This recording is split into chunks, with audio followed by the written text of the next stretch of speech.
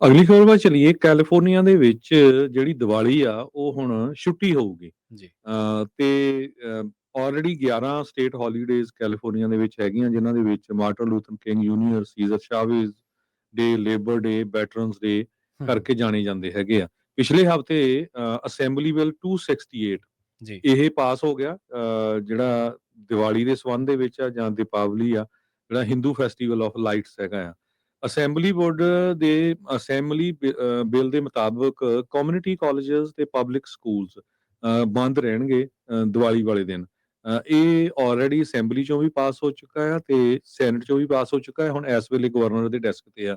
ਜਦੋਂ governor California ਦੇ ਗੈਬਨ Newsom ਹੁਣੀ ਸਾਈਨ ਕਰ ਦੇਣਗੇ ਤੇ ਇਹ ਬਿੱਲ ਜਿਹੜਾ ਬਣ ਜਾਊਗਾ। ਕੈਲੀਫੋਰਨੀਆ ਦੇ ਵਿੱਚ ਇਸ ਬਿੱਲ ਨੂੰ ਲਿਆਉਣ ਦੇ ਲਈ ਐਸ਼ ਕਾਲਰਾ ਜਿਹੜੇ ਡੈਮੋਕ੍ਰੇਟ ਸੈਨੋਜ਼ੇ ਤੋਂ ਹੈਗੇ ਆ, ਤੇ ਨਵੀਂ ਚੁਣੀ ਦਰਸ਼ਨਾ ਪਟੇਲ, ਇਹ ਅਸੈਂਬਲੀ ਵੂਮਨ ਹੈਗੇ ਆ ਸੈਨ ਡੀਗੋ ਤੋਂ, ਇਹ ਇਸ ਬਿੱਲ ਨੂੰ ਲੈ ਕੇ ਆਏ ਸੀਗੇ। ਕਹਿੰਦੇ ਦੀਵਾਲੀ ਯੂਜ਼ਲੀ ਸੈਲੀਬ੍ਰੇਟ ਕੀਤੀ ਜਾਂਦੀ ਆ ਪੂਰੀ ਦੁਨੀਆ ਦੇ ਵਿੱਚ। ਪੰਜ ਦਿਨ ਜਿਹੜੇ ਆ ਉਹ ਦੀਵਾਲੀ ਦੇ ਵਿੱਚ ਮਨਾਏ ਜਾਂਦੇ ਆ। ਤੇ ਹਿੰਦੂ ਅਮਰੀਕਨ ਫਾਊਂਡੇਸ਼ਨ ਦੇ ਜਿਹੜੇ ਪ੍ਰਬੰਧਕ ਆ ਉਹ ਬੜੇ ਇਸ ਤੋਂ ਖੁਸ਼ ਹੈਗੇ ਆ।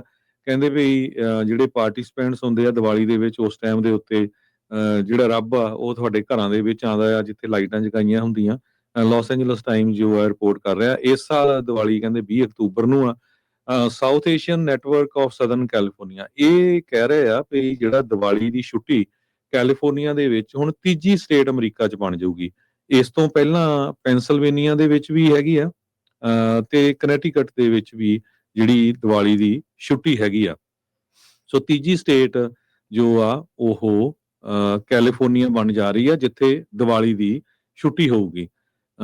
ਬਹੁਤ ਲੰਮੇ ਸਮੇਂ ਤੋਂ ਜਿਹੜੇ ਸਿੱਖ ਆ ਉਹ ਵੀ ਕੋਸ਼ਿਸ਼ ਕਰ ਰਹੇ ਸੀ ਵੀ ਵਿਸਾਖੀ ਦੀ ਛੁੱਟੀ ਹੋਵੇ, ਪਰ ਬੜਾ ਅਨਫੋਰਚੂਨੇਟ ਆ, ਸਿੱਖ ਅਜੇ ਡਿਸਾਈਡ ਹੀ ਨਹੀਂ ਕਰ ਸਕਦੇ ਵੀ ਵਿਸਾਖੀ ਕਿਹੜੇ ਦਿਨ ਨੂੰ ਹੋਣੀ ਆ। ਪੂਰੀ ਦੁਨੀਆ ਦੇ ਵਿੱਚ ਕਦੇ ਇੱਕ ਦਿਨ ਕਿਸੇ ਦਿਨ ਮਨਾ ਲੈਂਦੇ, ਕੋਈ ਇੰਡੀਆ 'ਚ ਕਿਸੇ ਦਿਨ ਮਨਾਦਾ, ਬਾਹਰ ਕਿਸੇ ਦਿਨ ਮਨਾਦਾ, ਪਰ ਦੀਵਾਲੀ ਦੀ ਛੁੱਟੀ ਅਗਲੇ ਬਣਾ ਗਏ। ਬਹੁਤ ਥੋੜੇ ਸਮੇਂ ਤੋਂ ਜਿਹੜੇ ਭਾਰਤੀ ਮੂਲ ਦੀ ਵੱਡੀ ਗਿਣਤੀ ਦੇ ਵਿੱਚ ਲੋਕ ਆਏ ਆ ਤੇ ਉਹਨਾਂ ਨੇ ਇਹ ਛੁੱਟੀ ਕਰਵਾ ਲਈ ਆ। 100 ਸਾਲ ਤੋਂ ਵੱਧ ਸਿੱਖ ਕੈਲੀਫੋਰਨੀਆ ਦੇ ਵਿੱਚ ਰਹਿਣ ਵਾਲੇ ਜਿਹੜੇ ਆ ਉਹ ਆਪਣੇ ਕਿਸੇ ਤਿਉਹਾਰ ਦੀ ਜਿਹੜੀ ਛੁੱਟੀ ਆ ਉਹ ਨਹੀਂ ਮਨਾ ਸਕੇ ਹੈਗੇ। ਸੋ ਇਹ ਜਿਹੜੀ ਇਹਦੇ ਕਰਕੇ ਸਾਰਿਆਂ ਨੂੰ ਵਧਾਈਆਂ। ਬਿਲਕੁਲ ਅਗਲਿਆਂ ਨੇ ਪੂਰਾ ਜ਼ੋਰ ਲਾਇਆ ਆ ਤੇ ਜ਼ੋਰ ਲਾ ਕੇ ਅਗਲੇ ਬਿੱਲ ਪਾਸ ਕਰਾ ਗਏ ਹੈਗੇ ਆ। ਤੇ ਆਪਾਂ ਨੂੰ ਇੱਥੇ ਰੌਲਾ ਪਾਉਂਦਿਆਂ ਨੂੰ ਸਾਲ ਹੋ ਚੱਲਾ ਆ, ਜਿਹੜਾ SB 509 ਬਿੱਲ ਹੈਗਾ। ਤੇ ਅੱਜ ਮੈਂ ਚੈੱਕ ਕਰ ਰਿਹਾ ਸੀ, ਹਜੇ ਤੱਕ 693 ਲੋਕਾਂ ਨੇ ਸਿਰਫ ਪਟੀਸ਼ਨ ਸਾਈਨ ਕੀਤੀ ਹੈ ਗਵਰਨਰ ਨੂੰ। ਕਹਿੰਦੇ ਜੀ ਕੈਲੀਫੋਰਨੀਆ 'ਚ 5 ਲੱਖ ਸਿੱਖ ਰਹਿੰਦਾ ਆ ਤੇ ਸਿਰਫ 693 ਲੋਕਾਂ ਨੇ ਸਾਈਨ ਕੀਤੇ ਆ। ਤੇ ਇਹ ਹੁਣ ਤੁਸੀਂ ਹਿਸਾਬ ਲਾ ਲਓ ਵੀ ਇਹਦੇ ਤੇ ਗਵਰਨਰ ਸਾਈਨ ਕਰੂਗਾ ਜਾਂ ਨਹੀਂ ਕਰੂਗਾ। ਕਿੰਨਿਆਂ ਨੂੰ ਤਾਂ ਮੈਂ ਹੀ ਇੱਥੋਂ ਈਮੇਲਾਂ ਦੇ ਚੁੱਕਾ ਜੀ, ਸਾਤੋਂ ਖੁੱਲਦੀ ਨਹੀਂ ਈਮੇਲ ਜੀ, ਸਾਨੂੰ ਪਤਾ ਨਹੀਂ ਲੱਗਦਾ ਜੀ। ਤੇ ਤੁਸੀਂ ਹੁਣ ਕੀ ਕਰ ਸਕਦੇ ਹੈਗੇ ਆ। ਜੀ ਬਿਲਕੁਲ।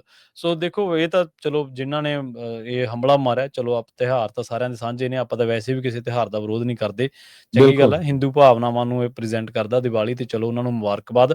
ਪਰ ਇਹ ਕਈ ਚੀਜ਼ਾਂ ਸਬਕ ਹੁੰਦੀਆਂ ਨੇ, ਲੈਸਨ ਹੁੰਦੀਆਂ ਨੇ ਤੁਹਾਡੇ ਲਈ ਕਿ ਅੱਗੇ ਕਿਵੇਂ ਵਧਿਆ ਜਾਂਦਾ, ਏਕਾ ਕਿਵੇਂ ਹੁੰਦਾ, ਆਪਣੀਆਂ ਮੰਗਾਂ, ਆਪਣੀ ਗੱਲ ਤੁਸੀਂ ਮੂਹਰੇ ਕਿਵੇਂ ਰੱਖਣੀ ਹੈ। ਪਰ ਜਿਹੜੀ ਪੂਰੀ ਪ੍ਰਤੱਖ ਮਿਸਾਲ ਦਿੱਤੀ ਹਰਜੋਤ ਸਿੰਘ ਜੀ ਨੇ, SB 509 ਦੀ ਗੱਲ ਆਪਣੇ ਸਾਰਿਆਂ ਦੇ ਸਾਹਮਣੇ ਹੀ ਆ। ਸੋ ਏਕਾ ਕਈ ਮਾਮਲਿਆਂ ਦੇ ਵਿੱਚ ਸਹਿਮਤੀ ਇਹ ਬਹੁਤ ਜ਼ਰੂਰੀ ਹੁੰਦੀਆਂ ਨੇ ਜੇ ਤੁਸੀਂ ਅੱਗੇ ਵਧਣਾ ਤਾਂ।